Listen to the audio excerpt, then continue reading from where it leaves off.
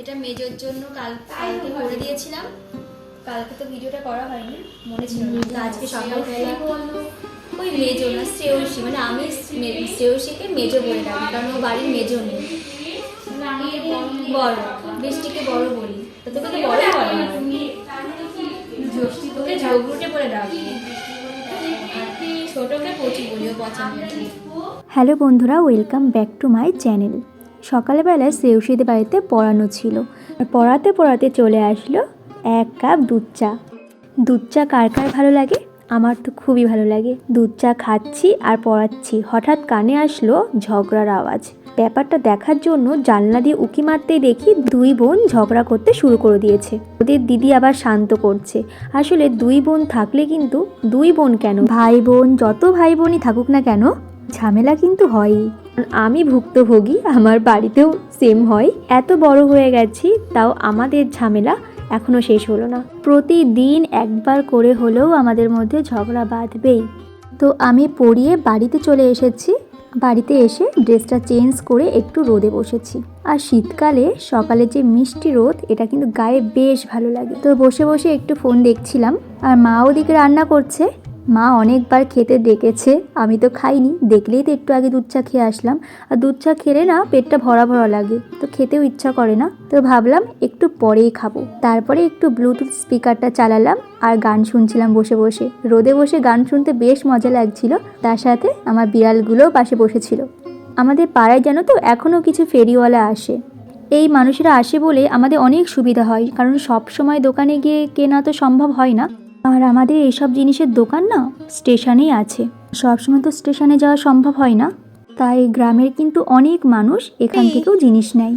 এই যে সুন্দরী, সাদা সুন্দরী, হ্যাঁ এই যে সাদা সুন্দরী, আর এটা কালা সুন্দরী।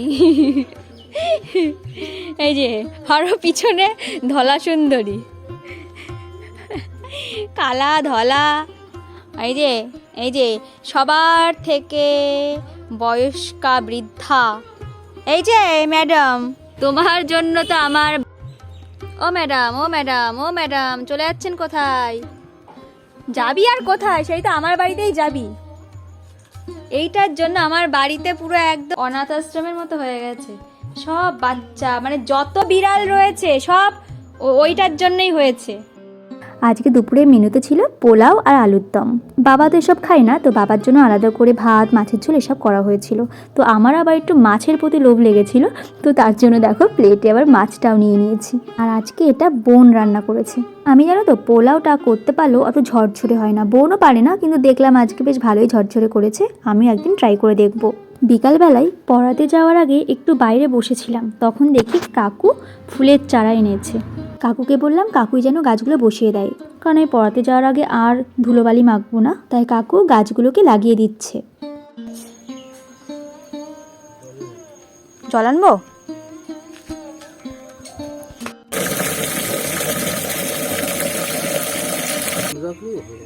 হ্যাঁ, মোটা মোটা মাটি রাখলি পুরো রাখো নি একটু। আমি জানি না, বিক্রি করতে যাবো অল্প। তিনটে দিব দাও, হ্যাঁ 3টে করে দাও, ভালো লাগবে দেখতে।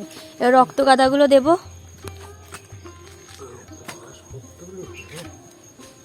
নিচে ইট রয়েছে অনেক, মাটি কোপাতে কি কষ্ট হয়েছে। তো আজকে কাকু বেশি গাছ আনেনি, এই কটা গাছ আজকে লাগিয়ে দিলাম, আবার পরে অন্য গাছগুলো লাগাবো। তো গাছগুলো লাগানোর পরে আবার জল দেওয়া হয়েছে। সাইডে কিন্তু আরও অন্য গাছ বসাবো। তো পড়াতে যাওয়ার আগে টাইগার সোনাকে একটু আদর করে নিচ্ছি। আদর করি টাইগু মা, ও টাইগু। আর আমাদের ইন্ডিয়াতে তো নতুন একটা সমস্যা, SIR, তার জন্য তো ফর্ম দিয়েছিল, তো সেই ফর্মটা ফিল আপ করে আবার জমা দিতে হবে। তাই আবার সই বাকি ছিল আমার, সেটাকে সই করলাম। তারপরে চলে আসলাম পড়াতে। তো পড়াতে পড়াতে চলে আসলো আমাদের ভেজিটেবল স্যুপ। স্যুপটা হলো ভেজিটেবল স্যুপ। এখন শ্রদ্ধা খুঁজছে চিকেন। ওর বাবা বলেছে নিচে, ও জানতো না এটা ভেজিটেবল স্যুপ, আমিও জানি না। তা ও জিজ্ঞাসা করছে বাবা চিকেন কোথায়? তোর বাবা বলেছে দেখ খোঁজ, একদম কাপের নিচে রয়েছে। তো ও খোঁজার জন্য একটা আমার জন্য একটা চামচ এনেছে আর ওর জন্য একটা চামচ এনেছে।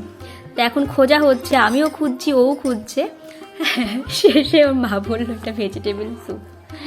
ছি, চিকেনটা কোথায় চলে গেল? কোথায় গেল চিকেন?